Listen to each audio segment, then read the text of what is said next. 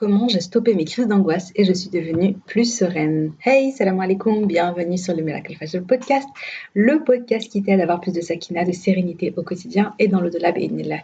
Ce podcast, c'est pour toutes les femmes musulmanes qui veulent reprendre leur vie en main, apprendre à se connaître, lâcher prise, tout en préparant leur vie après la mort. Je suis Oumaima, auteure du livre Ton dernier regard, et si le jour de ta mort devenait le plus beau jour de ta vie, dans lequel je raconte l'histoire inspirante de ma chère maman, et surtout sa magnifique mort. Tu peux trouver un extrait, tu peux télécharger un extrait gratuitement dans le lien dans la description.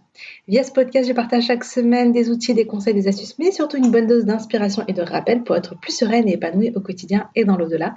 J'ai une conviction qui est le fil rouge de tous les épisodes de podcast. Et si le bonheur et la sérénité appartiennent à ceux qui se lèvent pour le fajr, je t'invite à prendre une délicieuse boisson chaude, mets-toi à l'aise et bonne écoute. Faut que je t'explique un petit truc avant de commencer le podcast, avant de commencer cet épisode. C'est que je suis pas toute seule à l'enregistrer. J'ai ma petite choupette dans les bras et elle est en train de boire son petit lait. Donc voilà, j'espère qu'elle va rester sage tout le long du podcast. Bah oui, vie de maman, hein. On avance dans la perfection, je dis tout le temps. Donc voilà. Donc aujourd'hui, on va parler un petit peu de crise d'angoisse. C'est un sujet qui me tenait à cœur, enfin ça me tenait à cœur d'en parler parce que je sais que certaines qui écoutent ont peut-être déjà vécu ça. Et c'est vrai que je ne l'ai pas raconté dans mon livre. En vérité, moi mon livre je l'ai écrit d'une traite. Je l'ai écrit d'une traite et je n'ai pas pensé, enfin j'avais fait le plan avant, j'avais pensé à ce que j'allais écrire dedans et puis j'avais complètement oublié ces épisodes de crise d'angoisse. Et puis une fois que j'avais écrit mon premier jet, je me voyais pas les rajouter, donc je l'ai pas fait. Mais ça me tenait à cœur d'en parler, de partager mon expérience, parce que, enfin voilà, à chaque fois ça a été très très intense, et de vous apporter un petit peu les solutions qui m'ont moi aidé à arrêter aujourd'hui. Alhamdulillah wa shukrillah. Ça fait bien longtemps que je n'ai pas fait de crise d'angoisse. Même si mon stress s'exprime maintenant de manière un peu différente. Mais le travail, alhamdoulilah, que j'ai fait sur moi, et puis grâce à Allah, alhamdoulilah, voilà, c'est quelque chose que j'ai réussi vraiment enfin, que j'ai plus vécu. Donc je me dis probablement que, enfin, ça peut toujours aider les personnes qui ont déjà vécu ça. Donc d'abord, petit moment story time, je vais raconter mon expérience avec les crises d'angoisse, hein. La première fois que ça m'est arrivé, bon, franchement, je crois que la première fois, c'est toujours hyper flippant parce qu'on ne sait pas ce qui se passe. C'est très impressionnant, je trouve. En fait, c'était toujours de ma mairie. Je vous explique rapidement. J'ai fait mon mariage religieux et ma fête, etc. Pas en même temps que la mairie. À la mairie, j'ai dû la faire un petit peu plus tard. Bref, pour des raisons administratives, en fait, c'était pas possible de le faire à ce moment-là. Voilà, et du coup, quand j'ai fait ma mairie, donc je l'ai faite après mon mariage, ma mère était malade. C'est la période où on découvrait on venait de découvrir qu'elle avait le cancer, et je crois elle venait de commencer la chimio, quelque chose comme ça. Donc c'est une période où, en fait, j'étais pas bien. Je pense que je refoulais beaucoup mes émotions, et la plus grande de mes émotions, c'était la peur panique de perdre ma mère.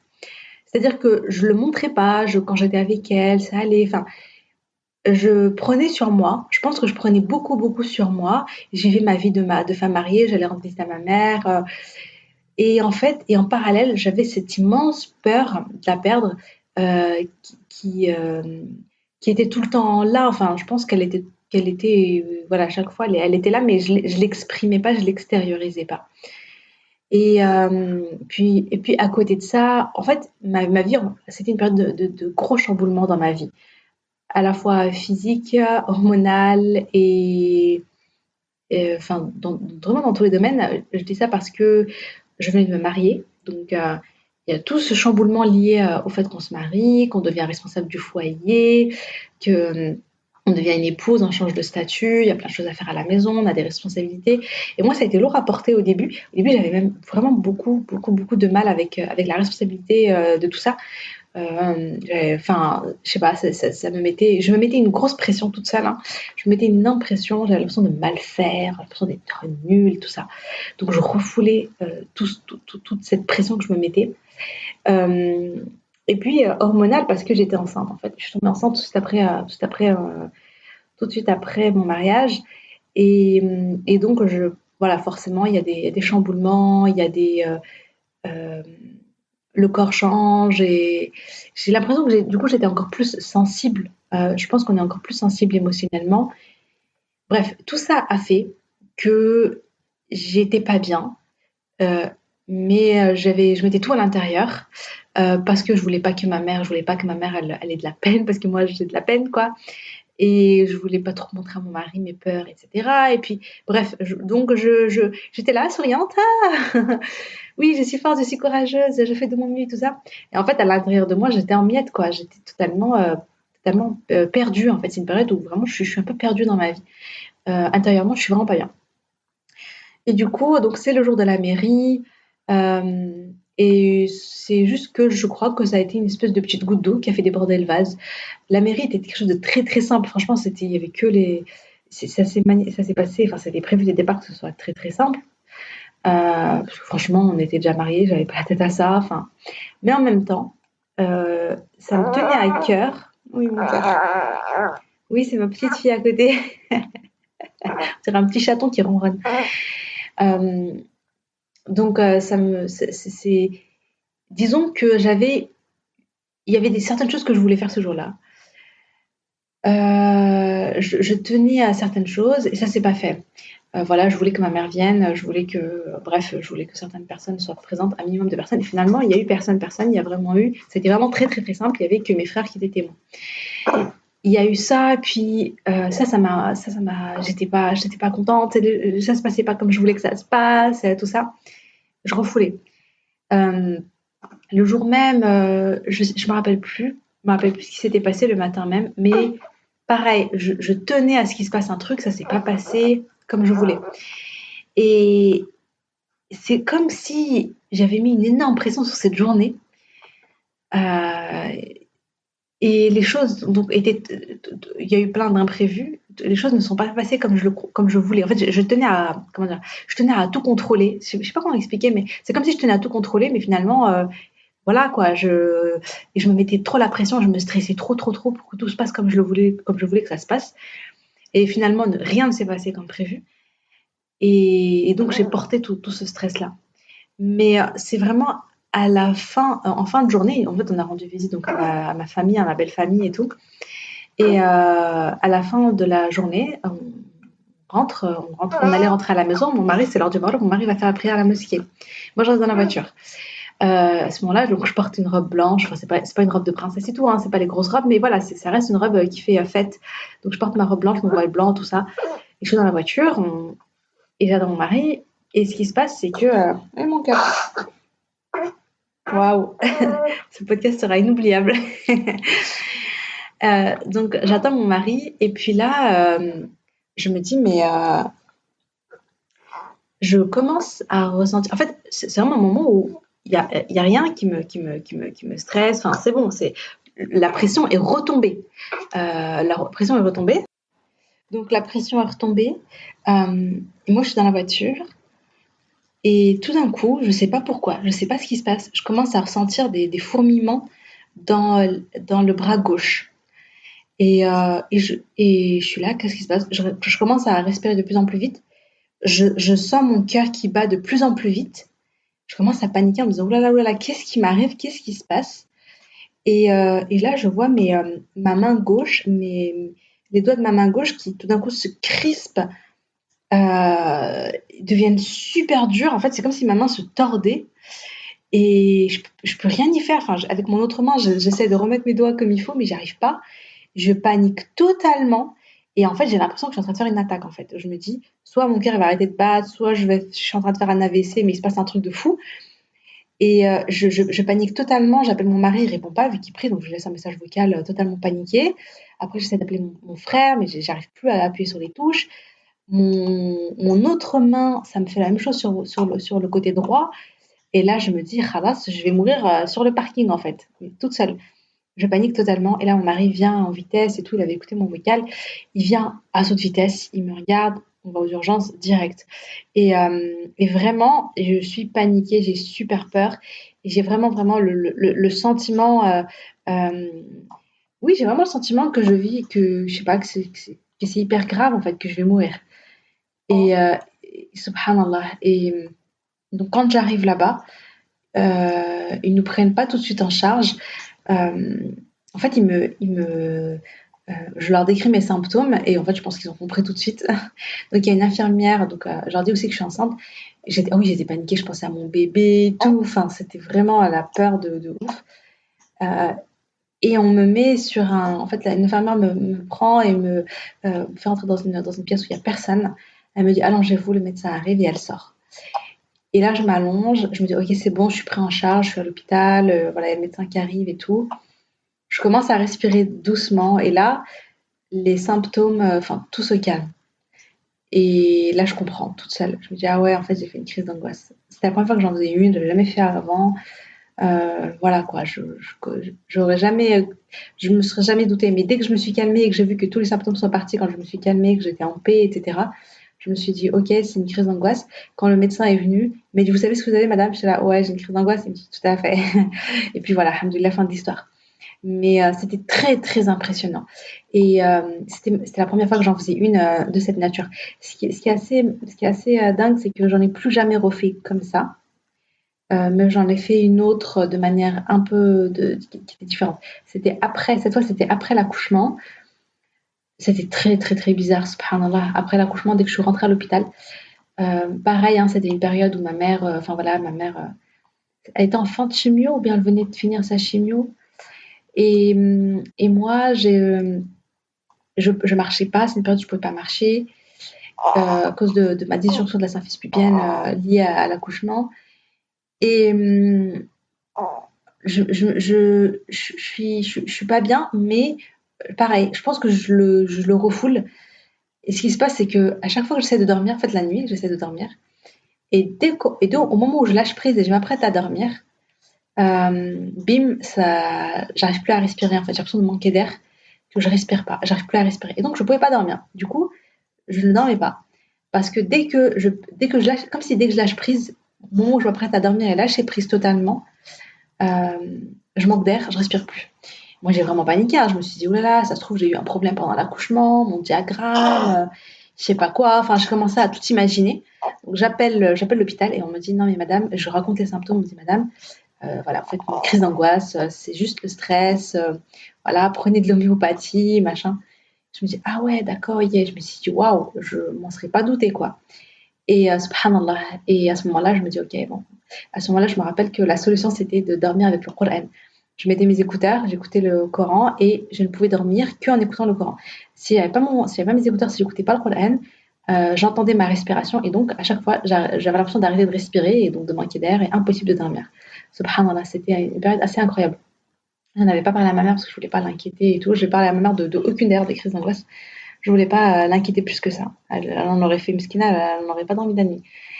Et, mais voilà, mais en fait, subhanallah, et puis plus tard, après la mort de ma mère, je dirais que mon angoisse s'est exprimée de manière encore différente. À chaque fois, c'était une nouveauté. Cette fois, c'était les crises d'eczéma. Et ça, par contre, j'en parle dans mon livre, je te laisserai voir ça. Euh, donc, subhanallah. Une crise d'angoisse, c'est quoi et quand est-ce que ça arrive? Donc, la crise d'angoisse, elle est aussi appelée attaque de panique, hein, c'est son autre nom. Mais les effets sont vraiment réels. En fait, on somatise. La somatisation, c'est quoi?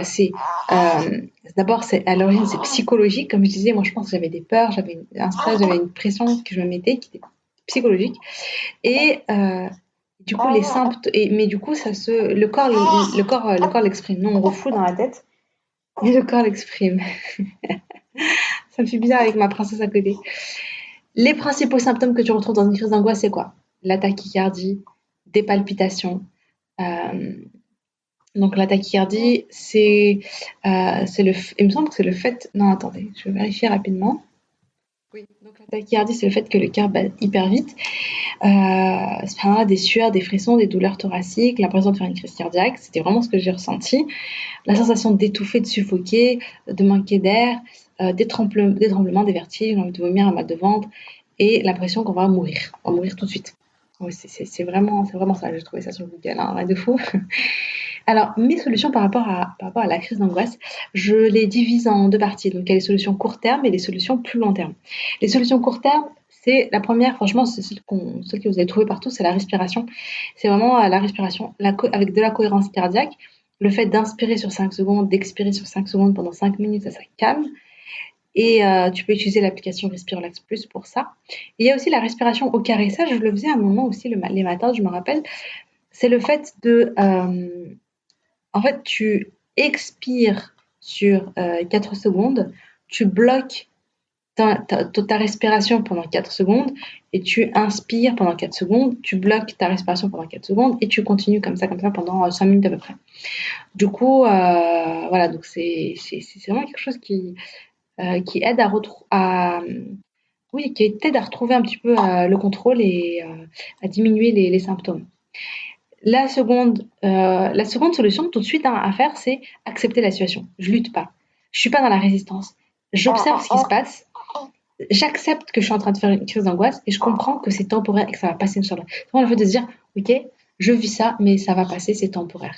C'est comme une vague, hein, elle me submerge et après, hop, elle part.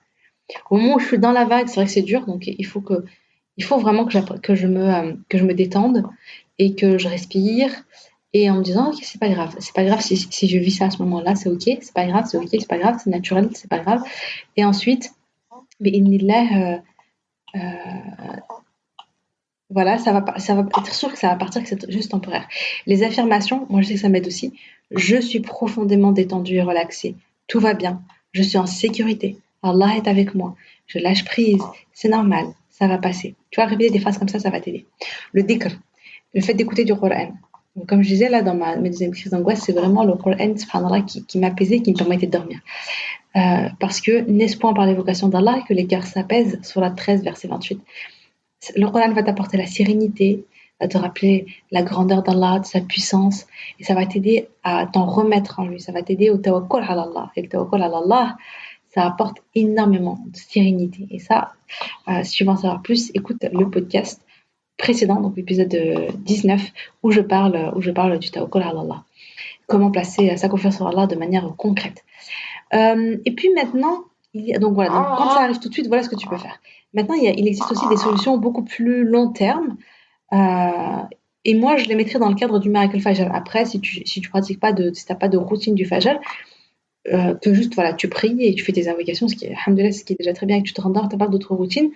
N'hésite pas à faire donc ce que je vais citer dans la journée, un peu plus tard, enfin dès que tu peux. La première, donc, c'est bien sûr augmenter ta foi, te rapprocher d'Allah avec des bonnes actions, la lecture du Coran, le dhikr, etc. Plus ton cœur est relié à Allah, plus il trouvera de la paix, de la sérénité, du nour, de la sakina, tout ce qu'il a besoin pour s'apaiser. Ça, c'est évident. Ensuite, je te conseillerais de faire du sport, de la marche rapide, voilà, du cardio, du renforcement musculaire, enfin tout ce que tu veux. Mais le sport, les hormones, etc., déjà, ça va te faire du bien, ça apporte un certain bien-être. Et puis, ça permet aussi d'extérioriser. Moi, je sais que le sport, des fois, j'avais l'impression d'avoir une sorte de boule à l'intérieur. Et quand je faisais mon sport, eh bien, je me déchargeais de cette boule. J'avais une espèce de boule au niveau de la poitrine, mais en faisant mon sport, alhamdoulilah, j'avais le sentiment qu'elle partait, quoi. Donc ça aide pas mal. La promenade dans la nature, faire des randonnées ou juste marcher dans un petit bois à côté de chez toi, super important. Ou d'observer si tu es à côté de la mer, de te poser face à la mer, c'est hyper apaisant, ça apporte énormément de sérénité. Surtout de faire du dhikr dans la nature, c'est vraiment, ça apaise beaucoup. Et moi, je voyais beaucoup ma mère faire ça. Donc, on mit tout le temps, très très régulièrement, elle sortait. On avait un petit lac pas loin de chez moi. Elle se posait devant le lac. Elle faisait ses invocations voilà, genre c'était l'après-midi, donc les invocations de l'après-midi, les adkar, et elle se ressourçait là-bas. Elle le faisait pendant sa maladie, elle le faisait avant sa maladie, elle le faisait tout le temps, subhanallah, jusqu'au moment où elle pouvait plus sortir. D'ailleurs, ça a été très très très dur pour elle, cette période où elle pouvait plus en fait sortir comme ça, parce qu'elle pouvait plus se déplacer. Et je sais que ça, je pense, que c'est une des choses qui a été, voilà, qui lui a le plus manqué sur la fin. Parce que vraiment, moi je me rappelle même quand elle faisait sa chimio, donc elle restait à l'hôpital pendant 3 jours, elle était surveillée. Et puis quand elle rentrait à la maison, en fait, elle rentrait pas directement. Souvent, au retour, en fait, elle demandait à mon père de l'emmener dans ce lac et de faire ses invocations là-bas. Et elle s'apaisait et ensuite elle rentrait à la maison. L'écriture. L'écriture pour exprimer tes émotions, pour prendre le temps de t'écouter, d'exprimer tes besoins, de réfléchir à comment y répondre. Vraiment, le fait d'écrire chaque jour, ça t'aide à sortir un petit peu les problèmes de ta tête, le stress de ta tête. Tu le mets sur papier, tu te décharges du coup. Et tu prends du coup le temps aussi de t'interroger, de t'analyser sur mais c'est quoi qui entraîne les crises d'angoisse, qu'est-ce qui se passe, qu'est-ce que mon corps essaie de me dire, qu'est-ce que je suis en train de refouler, parce que en fait c'est ça, hein, c'est le corps qui te parle, parce que finalement, moi je sais que j'étais tellement déconnectée de ce qui se passait, de mes émotions, parce que en fait c'était tellement choquant pour moi que je sais pas, je pense que j'étais un peu déconnectée et le corps est là pour te dire hop hop hop, il y a quelque chose qui va pas. Il faut en parler, quoi. Il faut en parler avec toi-même dans ta tête.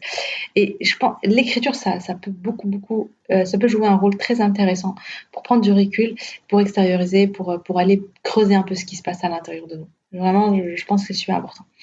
Je te conseille de faire tous les jours une séance de cohérence cardiaque et de relaxation, comme j'appelle ça la relaxation mentale au lieu de méditation, parce que c'était une sœur qui m'avait donné cette idée-là en me disant voilà, tu vois, dans le dev perso, il parle beaucoup de méditation, mais nous, en réalité, dans l'islam, quand on parle de méditation, c'est le fait de méditer sur la création d'Allah, c'est le fait de méditer sur la parole d'Allah. Et du coup, parler de méditation, de celle qui est citée dans le dev perso, ben, en fait, on s'y perd et on perd finalement on, comment dire, on change un petit peu, on dénature un petit peu ce beau terme, le sens. Et bref, et donc voilà, donc à la place de méditation là, à la dev perso, je vais parler de relaxation mentale. Ça veut dire que je fais de la cohérence cardiaque, donc je respire profondément, etc. Je me concentre sur et puis je me concentre sur ma respiration au lieu de me concentrer sur mes pensées. C'est-à-dire que j'essaie un petit peu de faire le vide dans ma tête. On fait jamais le vide totalement, hein, mais je me concentre sur ma respiration et je lâche prise sur les pensées qui viennent un peu me parasiter. Voilà, du coup, si tu fais tous les jours ça, bi'idhnillah, ça va beaucoup t'aider parce que si tu sens que tu fais un début de crise d'angoisse, en général, on le sent, hein, que ça c'est en train de venir. À ce moment-là, tu auras déjà le réflexe de la cohérence cardiaque et du coup, tu vas mettre en place directement ta respiration. Et vraiment, les filles. Alors moi, en ce moment, je la fais plus la cohérence cardiaque. Faudrait que je reprenne. Mais pendant la période où je la faisais tous les jours, je la faisais tous les matins, même si c'est conseillé de la faire genre 3 fois par jour, quand même, médicament, subhanallah, que tu prends. Moi, je la faisais tous les matins. Et rien que ça me suffisait à, premièrement, gérer tout ce qui va être crise d'angoisse, etc., quand ça va pas, gérer mon stress, et aussi gérer vraiment, ça m'aidait énormément à gérer mes émotions. Quand je sens qu'une émotion de stress, de peur, de n'importe, en fait, de sentiment d'humiliation, de culpabilité, des émotions très fortes et qui sont très très dures à accepter, à assumer, hein. C'est dur d'accepter la culpabilité, c'est dur d'accepter l'humiliation, c'est dur d'accepter la peur, le stress et tout ça.